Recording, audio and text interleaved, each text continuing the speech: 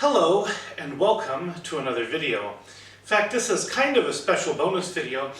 It's end of October here, so it's a little late in the season to do this, but given where I'm at, I didn't really have much of a choice. We're going to do Surströmming. You've seen my aquavit videos, you've seen my sill videos. Today we're actually going to eat the infamous fermented fish from Sweden. I've actually invited 3 friends over. They may or may not participate in this video, that's up to them. But they will also be trying it, and so they'll be a part of this taste test. Now before I begin, I have to say a few things about Surströmming.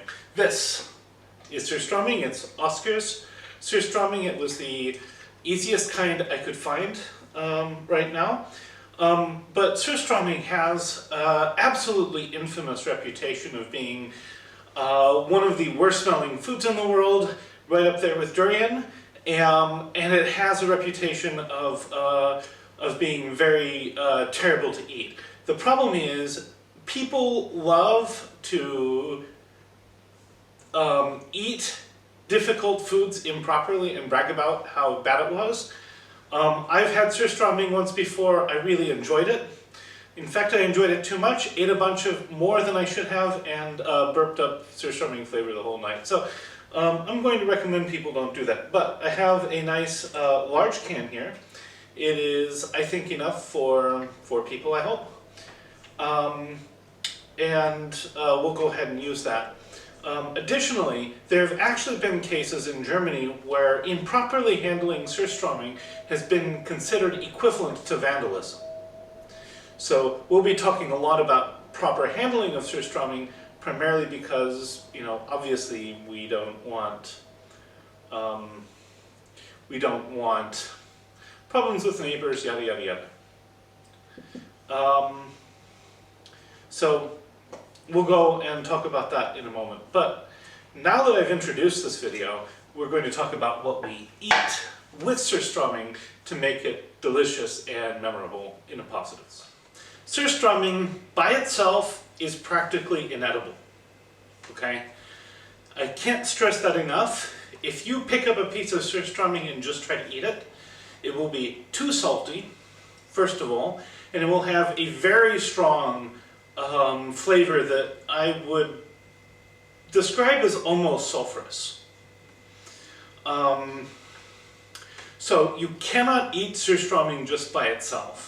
The way we make it delicious is we mix it with other foods and we eat it with other things together. The most important of these is some sort of sour cream. I've chosen a Russian sour cream here because it's a little lower fat. Usually Swedes use something called gradfil, which is a firm sour cream with a different culture. It has a flavor more similar to yogurt, but I can't get that here, so I'm going to use what I have. The second thing is potatoes. Now, Swedes being Swedes are very picky about their potatoes. They usually eat with Surströmming a kind of potato called mandelpotatis, which literally means almond potato. These are almond-shaped potatoes which are both starchy and a little bit waxy. So they hold together very nicely, but they're starchier than many of the other sort of generic all-purpose potatoes. I can't get those here in Germany either, so I'm just using a general all-purpose, I guess they call it firm cooking potato, and that will have to do. It's not ideal, but it will work. I also have onion. We'll slice this up thinly, and people can eat onion along with the potatoes and Surströmming and sour cream. Another classic accompaniment is tomatoes. So typically you can have tomatoes on the side. You can mix it up with the potatoes. Sort of the way I learned to eat it was Surströmming, sour cream, potatoes, and maybe a little bit of onion or tomatoes mixed together. However, We also have a Swedish flatbread here. This is polabrod. It's a tunnbrod, which means a thin bread. These are lightly leavened, very thin, punctured, basically. You can think of them as being a little like flour tortillas, but they have a very different flavor and texture. And some people, especially beginners, like to wrap all this up in a tunnbrod. This is also very handy if you're eating older surströmming. So that's that. I have 2 more accompaniments, but space on this didn't allow me to mention one of them. First one is I have vasterbottensost cheese, vasterbottensost. This is a North Swedish cheese. It's relatively strong, and it is either eaten on the side or it's eaten together with the surströmming. Personally, I like to put the cheese along with butter on the bread, and I like to eat the surströmming with the potatoes and the sour cream. But that's me. Other people may have their own things. And then finally, very important, we have vodka.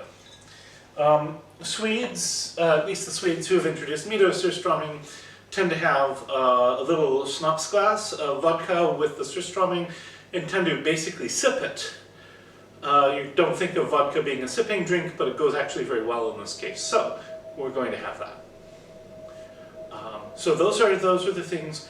Next, I'm going to boil these potatoes, and that's basically. And I will slice the onions and chop the tomatoes. So I'll get all that done, and then we'll be back a little bit closer when we're ready to open the surströmming. So since even though this is this year's surströmming, it's bulging just a little. So I'm going to open it underwater. The major reason for doing that is to make sure that you don't get stinky liquid being sprayed everywhere. So here we go. And you can see a few bubbles.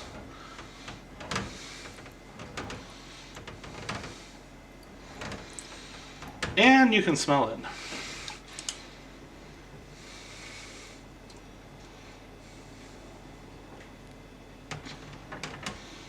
A little bit of a sulfur smell.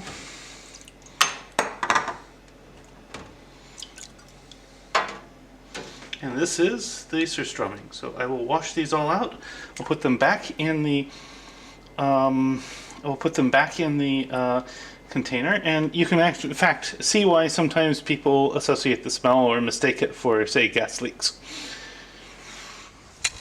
So here we have potatoes, sour cream, the surströmming.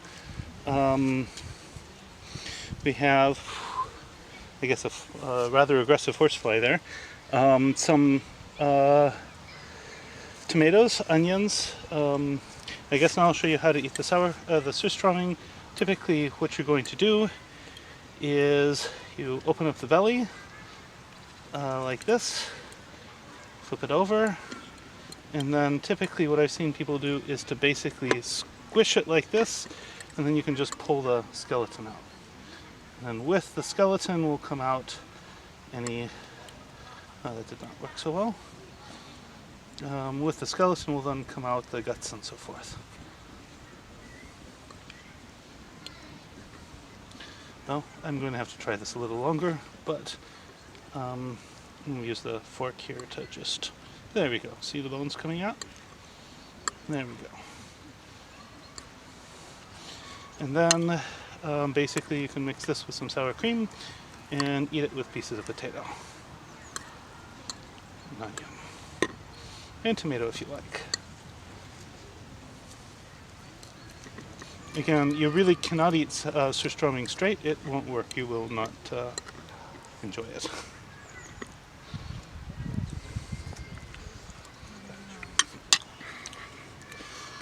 And that's really good.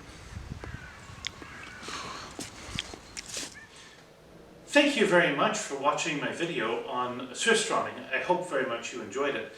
If you like this sort of content, please comment, like, share, and subscribe. These sorts of things help YouTube be aware that you like this sort of content. And not only will they show you more of my content, but they may show you more content from channels like mine. So very, very helpful. Feel free to do that. I wanted to take just a moment and follow up on some of the safe handling points of surströmming. Of course, airlines don't like you to pack surströmming in your bags because they're worried if a can leaks, it's going to damage a lot of other people's luggage. The smell is very difficult to get out of things, and this is a food to handle with care, very much like other stinky foods, like, for example, durian. In our particular case, we opened it underwater, washed it with water, flushed more water down the drain, and there was no odor problem in the house. Okay, very little bit, very temporarily, went out with the air, no problem.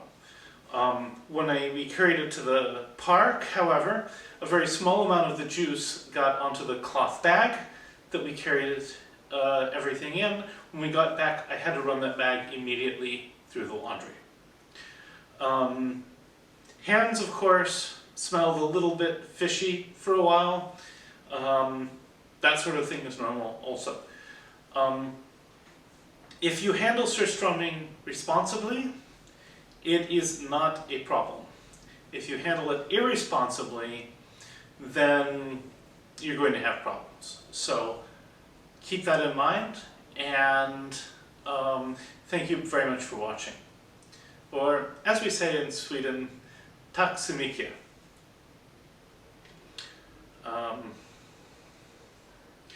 Besides that, bon appetit and see you next week.